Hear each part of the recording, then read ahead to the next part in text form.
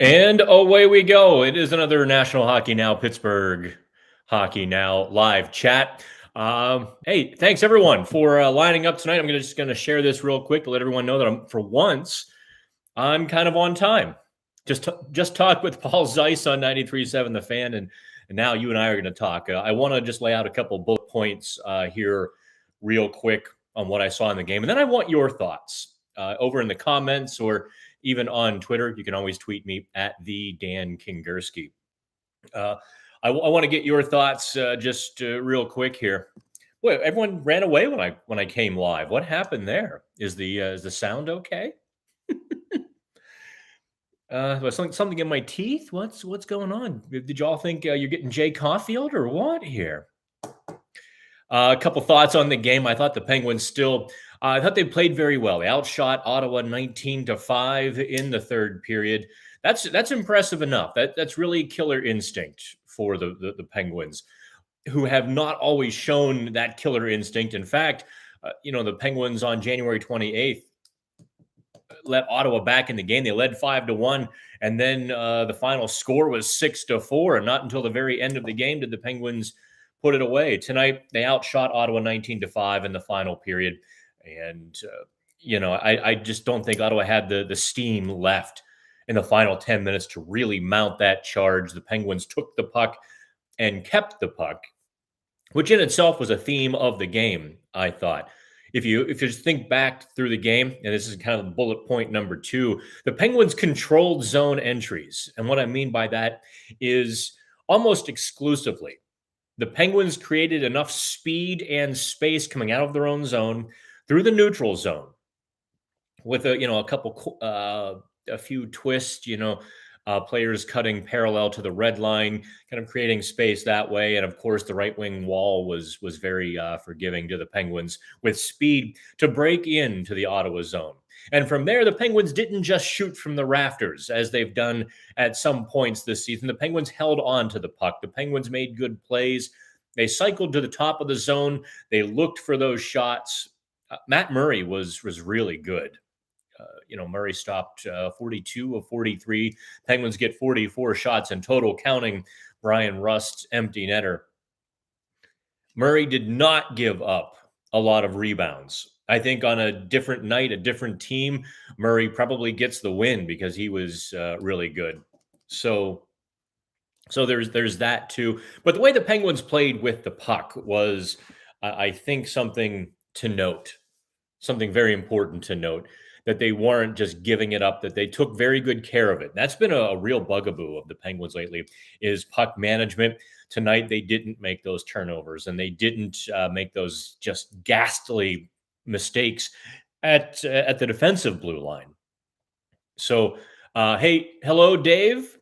And I see some other comments coming in, so I'll get to those real quick. I do want all of your thoughts and opinions as we get through this live chat. So let's talk a little bit about a couple of players that didn't perform very well. I mean, we can talk about DeSmith, who I thought had a very good night. He stopped all 26 shots. He stopped the ones he had to stop, and a couple that were very good saves. Stopping Nick Paul on the breakaway really, I think was, I don't know, I want to call it a turning point. But those are the kind of saves that pick up a goalie. They pick up a team, because if it goes in, that's a shorthanded goal Ottawa scores, and the game probably has an entirely different flavor. By making that save, DeSmith picked himself up or raised himself up, and you have a lot more confidence in the third period, like, I've got this. So that was a big moment for both DeSmith and the Penguins. But I thought Jeff Carter played pretty well. He was getting the puck on net from everywhere and getting into good scoring zones. He obviously gets the only even strength goal of the night. I'm not sure where a lot of the other Penguins were. Obviously, Crosby in the top line, that goes without saying. I almost don't include them in any discussion anymore because the Penguins' offense largely relies on Crosby. And by getting the empty net goal tonight, I just realized my coffee mug is out of reach. But by getting the empty net goal tonight, Crosby and company are continuing on that pace where they are on the ice for 40% or more of the Penguins' goals in the last 31 games. That's both very good for Sidney Crosby, but also not very good as you look at a playoff team. One-line playoff teams go extinct very quickly come round one. And the Penguins are going to have to find that secondary scoring again. And that's not just one goal from Jeff Carter. That's Danton Heinen pitching in. That's Kasperi Kapanen. That's Brock McGinn. That's Zach Aston Reese. That's Dominic Simone and Brian Boyle. According to Natural Stat Trick, let me refresh here. I think I know the answer. Because the Penguins were actually outchanced by Ottawa. Ottawa had more high danger chances, believe it or not, than did the Penguins on Thursday night by a 9-6 total.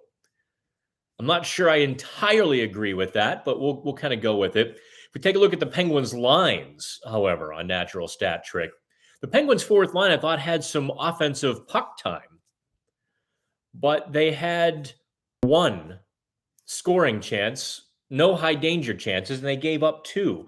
That's no bueno. Also, who else was underwater here? I guess everyone else rallied to be above water in the third period because for a while, Rodriguez, Zohorna, and Heinen were underwater, and so were McGinn, Carter, and Kapanen.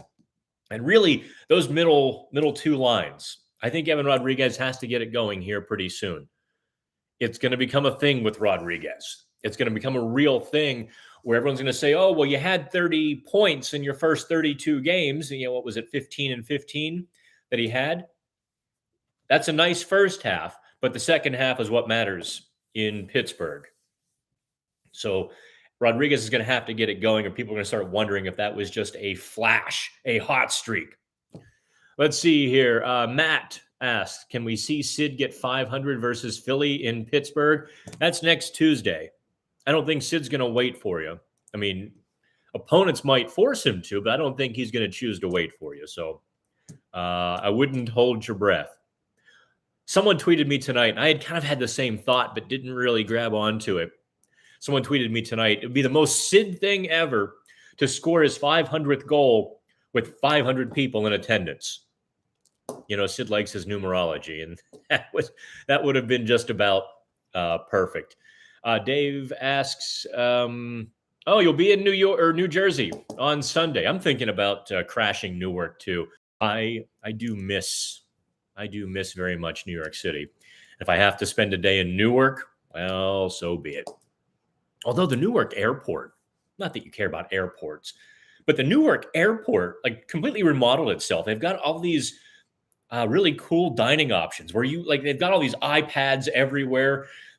And, they've got these high-end delis and sushi and Chinese food. And it almost reminded me of New York in Vegas. It was quite impressive until the deli screwed up my order and I had to order again.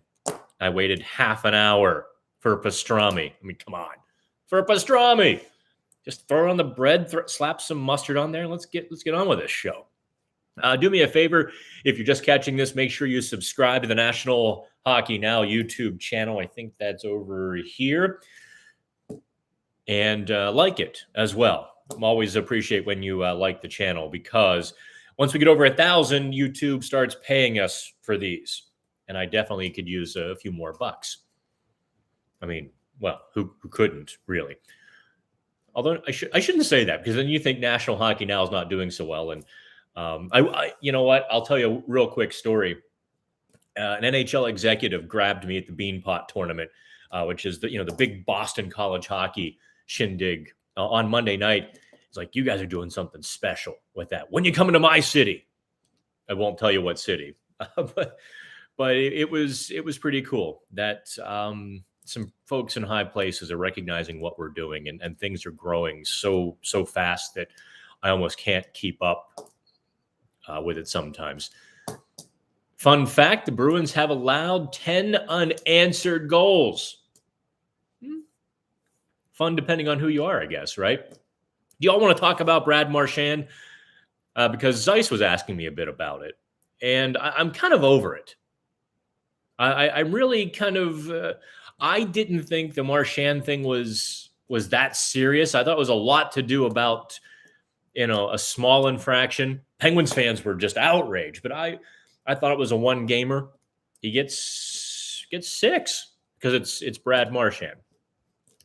Let me share this real quick here. If you give me a second here, because I don't think people ever think I'm on time.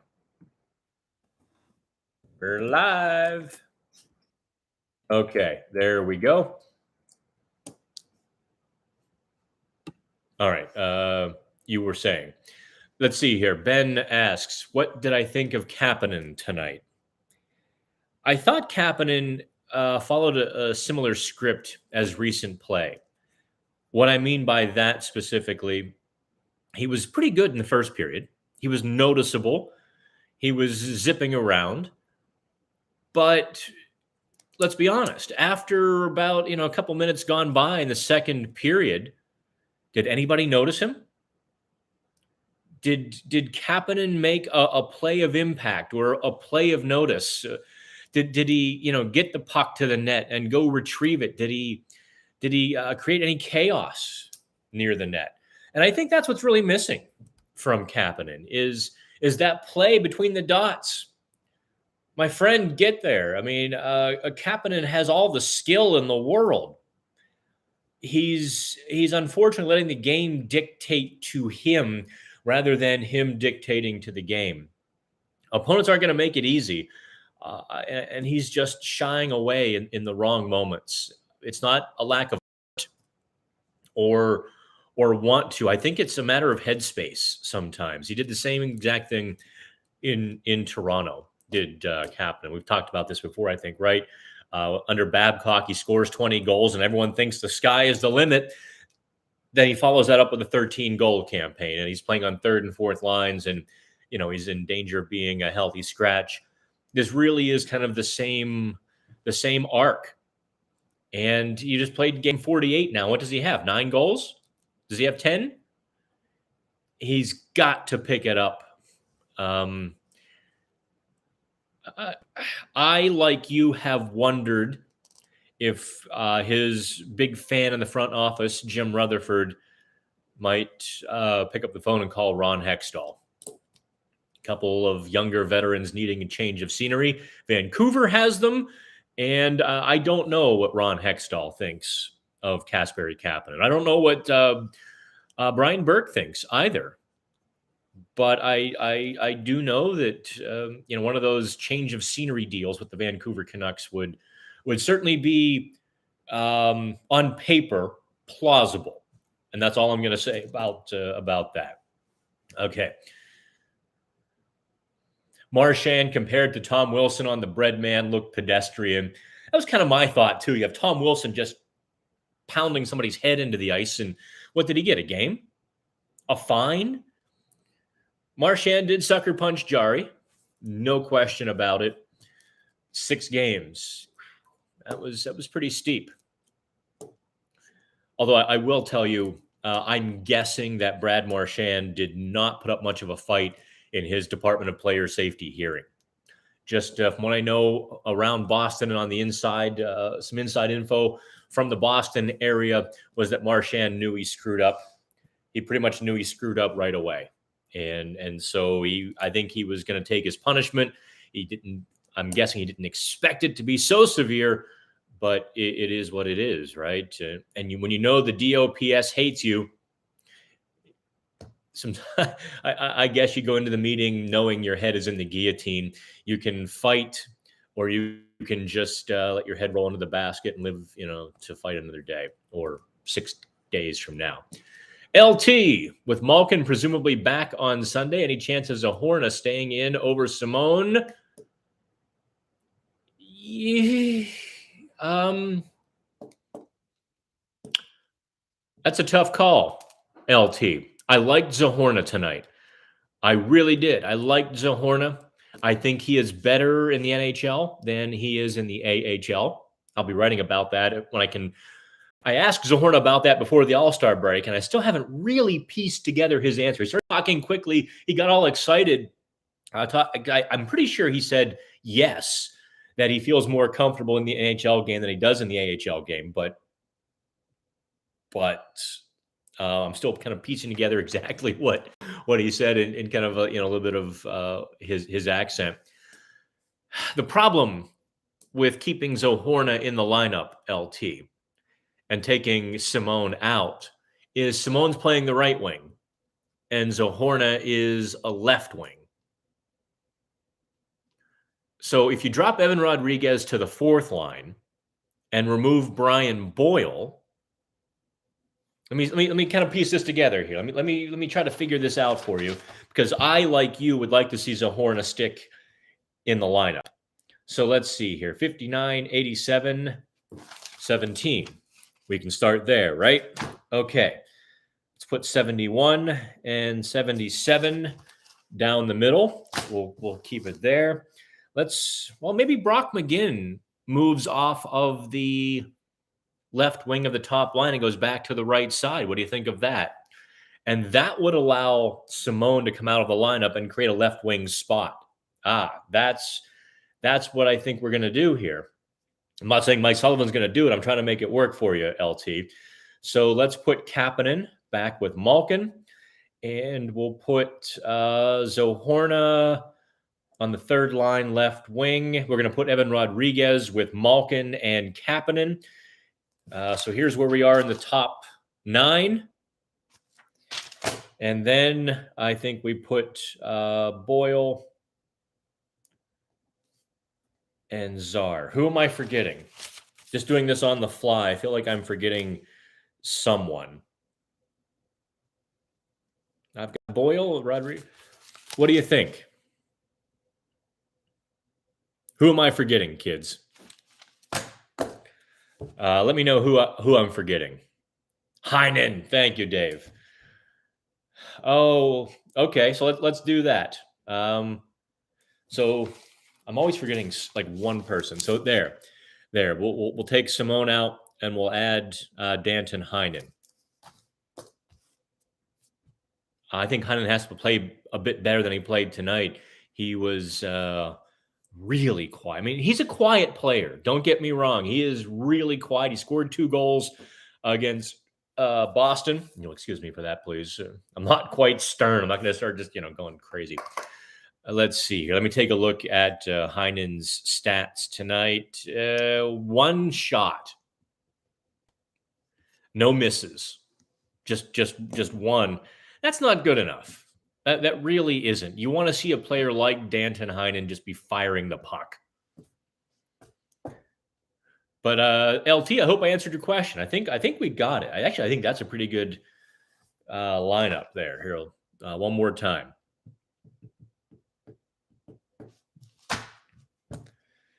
I've been wondering how long or who might slide to the right side beside Evgeny Malkin, if not Kasperi Kapanen.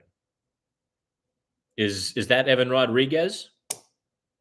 Try to get Rodriguez going and just kind of say to Kapanen, fine, if you're not going to do it, Rodriguez gets your spot. That's maybe something we could see. You might see Kapanen with Carter. Hell, you might see Kapanen with Brian Boyle again. Dave asked, what's going on with Edmonton? In what terms?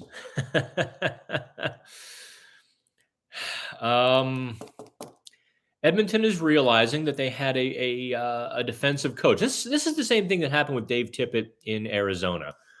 I don't know how much you all keep up on some of the league-wide stuff, and sometimes I forget what I know on the inside or on the QT after some time, and I assume you know it too. But Tippett really turned the Arizona Coyotes into plumbers. They were just plugs, and it really squelched their team. So they broomed Tippett and brought in Rick Tocchet, and Tocchet got a lot more chicken salad out of the team that he was given than anyone had the right to expect. What's going on in Edmonton is Dave Tippett again was was just, look, you've got McDavid and Draisaitl and Nugent Hopkins. Those are not guys that are going to crash and bang in the defensive zone. So you've got to coach them in such a way that you mask their inefficiencies with their efficiencies. Mike Sullivan's the master at this, right? Mike Sullivan is the undisputed master in the NHL with the philosophy, the best defense is a good offense. When the Penguins are pressuring, when the Penguins are getting after it, their defense looks brilliant. They're great. It's when the Penguins try to defend. Of course, Crosby is a darn bit better in his own zone than Connor McDavid is. And even Evgeny Malkin, when he wants to be, is very good in his own zone. Brian Boyle is really good. So down the middle, the Penguins have centers who can play, 200 feet when the game calls for it. Edmonton has to kind of learn that yet. And a coach like Tippett, I don't think that was a good match. So I actually think Tocchet would be a great choice for the Edmonton Oilers. I was thinking about that today, like really who could step in. You don't want a retread up there in Edmonton. You don't want Claude Julien or Michael Therrien or who else am I thinking of here that just has had, Alain Vigneault. I don't think you want one of those coaches. I think you're going to see a beginning with Montreal's hiring of Marty St. Louis as the interim coach.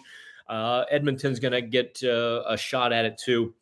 I think you're going to see a hard lurch to fresh, younger, enthusiastic coaches who more identify, who more connect with these 23, 25-year-old superstars. The game got younger, the coaches didn't. The game got faster, the game got more aggressive. The coaches haven't. When I get time to write this, none of you blogs steal this from me. I think it does all stem from Mike Sullivan and the 2016 Pittsburgh Penguins. That team set about the course of the new NHL with the aggression, the puck control, the forechecking, the speed. And the rest of the league has been trying to find a solution to it or find a way to emulate it ever since. So the last 5 years, I've seen more and more teams moving in that direction. Ottawa Senators are a prime example. Think of a few years ago, the Ottawa Senators had Guy Boucher behind the bench and that awful left wing lock system, trap system of Guy Boucher, which, there was a place for it in the game. I no longer think that a trap can work. Of course, I say that and look at Montreal in the playoffs last year. And they just water skied their way to the Stanley Cup final. I don't think the NHL is going to allow that to happen again. I think the NHL received the message loud and clear from fans and even internally that you can't let a team turn the ice to mud to get to the Stanley Cup final. You have to play. And I think, and I don't think that you're going to see officials allow that sort of, I don't want to call it garbage hockey, but that sort of just clogged hockey again. So that's what's going on in Edmonton. I think you're going to have to see somebody who turns McDavid loose, if that's possible, turns those guys more loose and finds a way to utilize Ryan Nugent-Hopkins and finds a way to bring it all together, going forward, not playing backward. I think Jimmy would take Pedersen off our hands. I really should find my drink. No. Why would the Canucks take Marcus Pedersen? I thought Pedersen was really he had a really rough night against Boston. He was fine tonight. That's the problem, though, when a team really gets after him, like Boston did. Pedersen can be a little bit of a deer in the headlights because he just can't get back fast enough to get to pucks, to pivot, turn, and move it.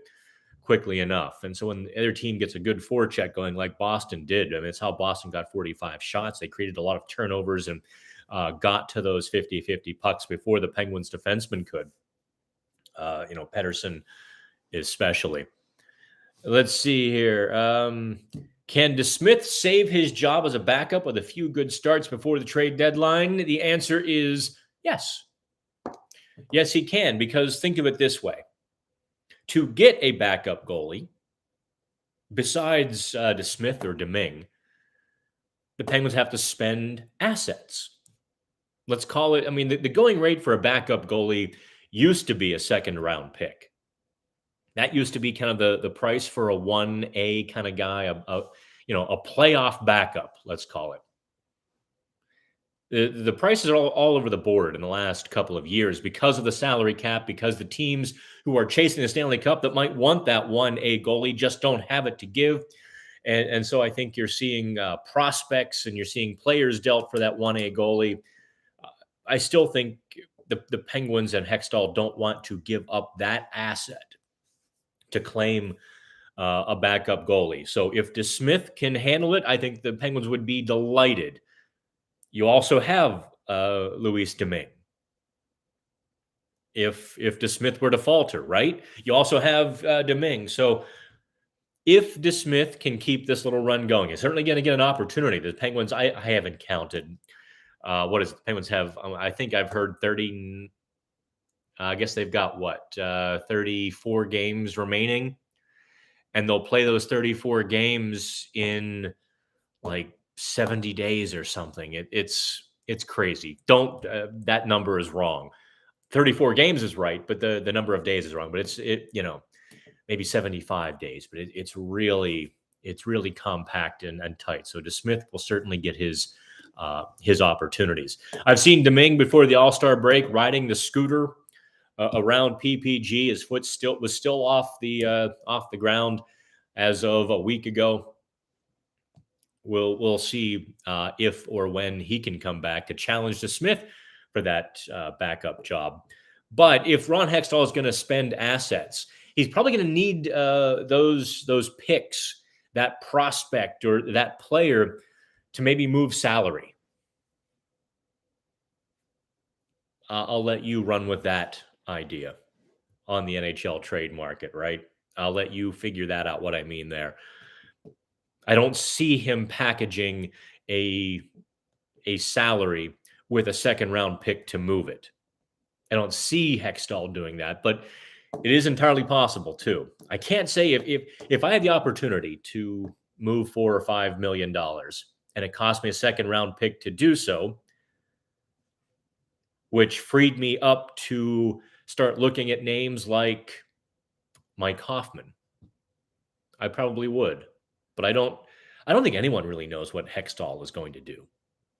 I really don't. I don't think Hextall has been in this position as a general manager before. I can't say the Philadelphia Flyers were a Stanley Cup contender in his tenure, were they? Not really. So let's see here. Christopher, hey, not whining about Pettersson, just need a much different style. Net front player with that $4 million. Yeah, or maybe even $2 million. Someone who could grab Brad Marchand, lift him off the ground like Zod. Someone who has a giant Team Canada tattoo. Someone who taught Brian Dumoulin how to fight. I'm not sure Calgary would be giving up that player. Robert, hey, how are you, Robert? Thoughts on keeping Erod at center and playing Carter with Malkin, or Zohorna getting a chance with Gino? I see Zohorna as a better option amongst those two. I didn't like Jeff Carter on the right wing with Evgeny Malkin. I thought that was just an abomination. They got toasted. There was just zero chemistry, less than zero production. Actually, it was a negative production there. So I don't see Mike Sullivan putting Jeff Carter back anywhere but second or third line center with the Pittsburgh Penguins. I don't see it. Let's see here. Christopher, Should we not be looking for a rougher D-man? Yeah, I think the Penguins should, but let's be honest though. First of all, a rougher D-man costs probably more than they're worth. Jack Johnson. It is. You want one of those guys you have to pay, and then everyone regrets paying it. That buying a rough defenseman is kind of like buying an old used Jeep. It looks so much fun. You really need it. You really want it. And then when you get it, you're like, why did I do this? That's kind of the way I see it. I am fully in favor of a few head thumping defensemen, a few rib cracking, net clearing guys, but they do cost. And unless you can grow one or sign one on the cheap, I don't know that the trade deadline, we're not going to see Hextall give up a 2 and a 5 like Ray Shiro did for Hal Gill.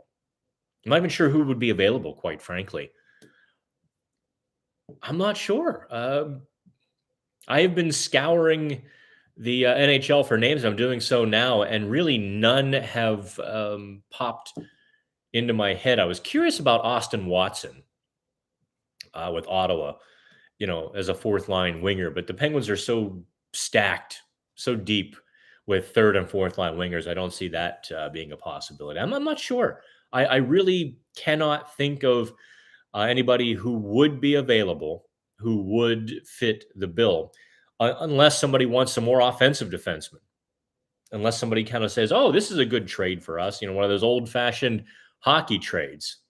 And then money has to work out and blah, blah, blah. You know how difficult deals are now. Hey, thanks, everyone. Make sure you like and subscribe to the channel. If you haven't done so, I see the numbers climbing.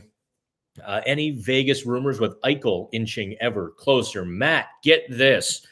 Today, Vegas put Mark Stone on LTIR with a back issue. And the scuttle inside and out ran rampant this afternoon that, in fact, Stone's back is bad enough that they could keep him on LTIR until the playoffs. Ta-da! There you go. Mark Stone, and I think they might have to nibble around the depth edges a little bit with a couple more $1 million, but that's what's going to happen right now. So a trade as of today is no longer necessary for the Golden Knights to activate Eichel. I probably share your disappointment. Oh, did we freeze? No, there we are. We're back. I probably share your disappointment because I do like when the trade market gets going. It's fun to cover. It almost reminds me of a fight in grade school. I guess you millennials don't know what that is. Back in the day, when someone was picking on you, you needed to earn some respect. You just squared off and you fought. And everyone kind of gathered around. It was like, it's like monkeys, monkeys in the cage, like the first Planet of the Apes, when everyone gathers around and Caesar takes out the leader. It was kind of like that, in grade school, at least in my rural area grade school. It was a bit like Letterkenny without the cool slang. Oh, by the way, I don't know if you've ever been to Boston and the TD Garden. There is a little dirt bar called Sullivan's. It is like the last dirty little Irish pub in that quadrant. And so Jimmy Murphy and I went for a Guinness after the Beanpot Monday night.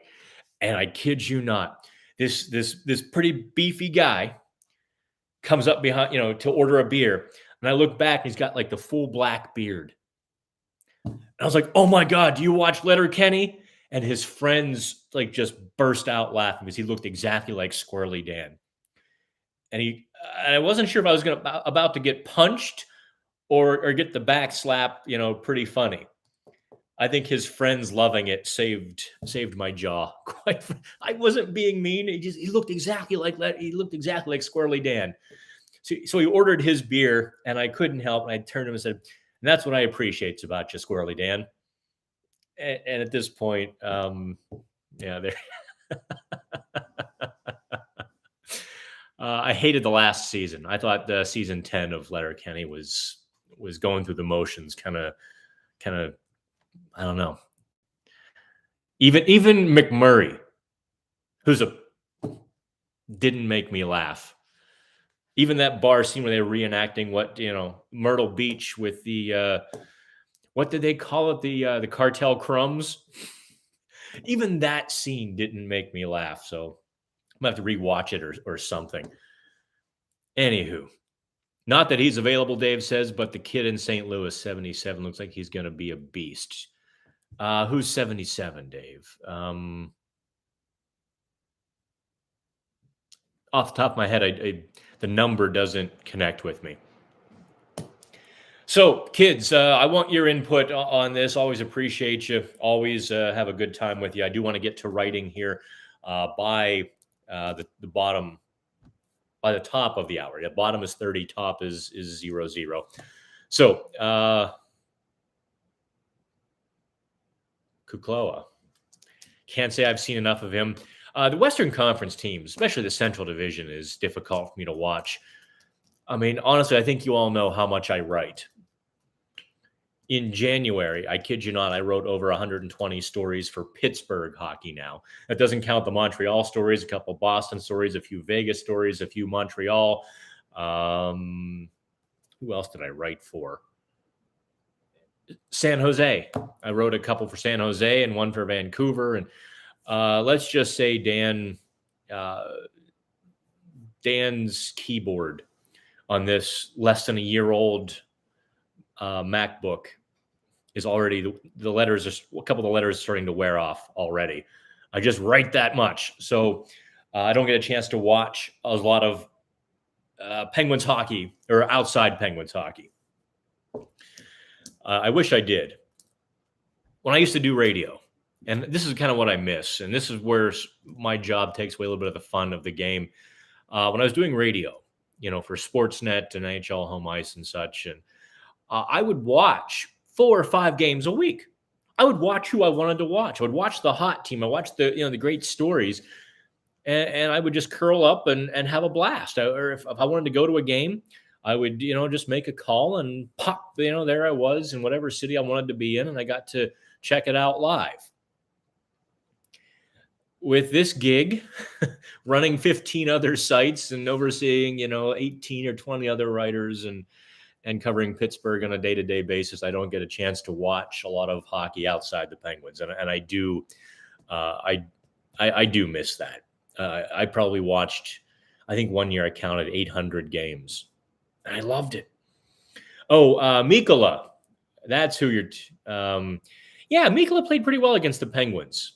Now that you spell his name right. I do remember him having a real strong game against the Penguins a few weeks ago. I'm not going to tell you he's going to be a stud. I'm not Pierre Maguire, who knows his father and his juniors coach. I did like him, and here's the thing though: good young defensemen are not available unless you offer more than a good young defenseman. Devils putting it to the Blues in St. Louis. Binnington looks bad. Yeah, Ville Heinola, I think, will be the next Blues goalie. I think, in fact, Binnington could be trade deadline fodder. Look, Edmonton badly needs a goalie. Marc-Andre Fleury probably doesn't want to go to Edmonton. I mean, do you ride it out with Chicago and go to free agency, or do you go to Edmonton and hope for a Stanley Cup? But not many players seem to enjoy Edmonton. It's tough to get players to go to Edmonton. It just really is. And I think Fleury would probably be without his family. He's got small children, small daughters. Oh, Ville, sorry. You know who I meant. Thanks, Dave. So I don't know where Fleury, if we should start talking about NHL trade rumors, I'm not sure where Marc-Andre Fleury winds up. I guess the Capitals kept trying and have recently been trying, and Fleury has resisted that. Tell you what, if you don't love Marc-Andre Fleury as a Penguins fan, something's a little bit wrong with you. By all rights, By all rights and manners, he should go to the Washington Capitals and absolutely stick it to the Pittsburgh Penguins. He should bury the Penguins behind Alex Ovechkin and Nick Backstrom and Kuznetsov and Tom Wilson. But I guess he's that much of an honorable and a loyal guy, which makes what the Penguins and Vegas have done to him all the more criminal. One of us.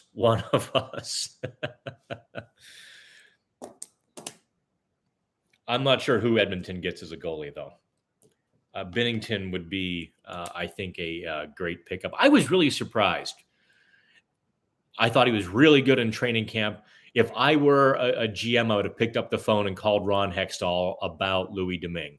I saw it coming until obviously his freak injury. I saw Domingue having a big year, and I would have made that call. Okay, so here's your last call. Last call for alcohol. You don't have to go home, but you can't stay here. Put your comments in, your questions. Obviously, the Penguins tonight, they beat the Ottawa Senators 2-0.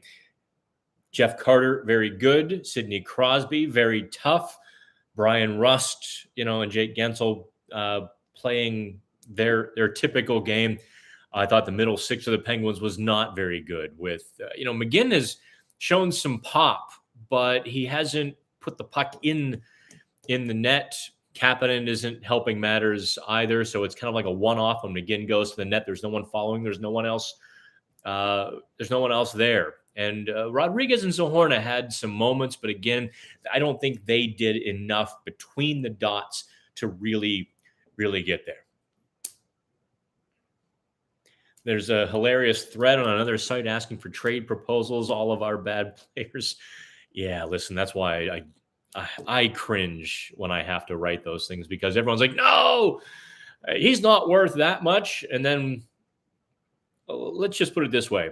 With the National Hockey Now's growth, there are about a dozen general managers, more assistant general managers, and even more NHL execs, NHL team execs, who are talking to us and kind of informing us, which actually, believe it or not, means we report less. Back in the day, when Pittsburgh Hockey Now started, and I'll be honest about this, our Rolodex was, limited to probably a handful of people. And so we didn't have a lot of contrasting information. So when X person told us this, great. Solid report, that's reporting, and it's, obviously we can stand behind it because quality people told us. But now that we've got such a vast Rolodex with 15 sites and 20 writers bringing all of their contacts, one person tells us this, so we double check with that person, we get an entirely different story, and we're like, what do you do? So you'll notice we've probably done a few less reports this year. Chikrin seems to be the most wanted, yeah, but the Penguins cannot afford Jeff. I did it again. I called him Jeff Chikrin. Jacob Chikrin. I keep calling him by his dad's name, and I apologize. I've even written it a couple of times and not caught it on my edit. Jacob Chikrin. Okay. When I mentioned Gil Rusegrad says, I suddenly remembered his breakaway against Detroit in the Cup final. I remember jumping up immediately and realizing I should sit back down. No. Hey, listen. You're allowed to stand on a breakaway. That is established hockey fandom. Breakaway, you stand up unless there's a kid behind you. Yes, yeah, you're allowed. That goes back to Mario in Pittsburgh. Although it used to drive me nuts when Mario would touch the puck at center ice, people would stand up. And that, I was a kid back then. So I go from watching Mario Lemieux to seeing some guy's baggy-ass jeans. That was never any good. Okay, kids, I think 45 minutes is done. I'm going to get back on the keyboard. As always, I appreciate you. Keep those likes and keep cycling Pittsburgh Hockey Now. Hey, let me put this up for you, too, before I run. The casinos have been just, and I apologize if you are one of our email subscribers. I think you had 3 betting stories today. So I'm going to give you the best one, I think, which is the DraftKings 56-1 odds promo. If you happen to open an account with DraftKings and place a bet, I want you to send me a screenshot and I'll give you a free PHN Plus subscription. All right. So if you use that DraftKings link right there, I'll give you a free PHN. So there we go, kids. Until we talk again, have fun.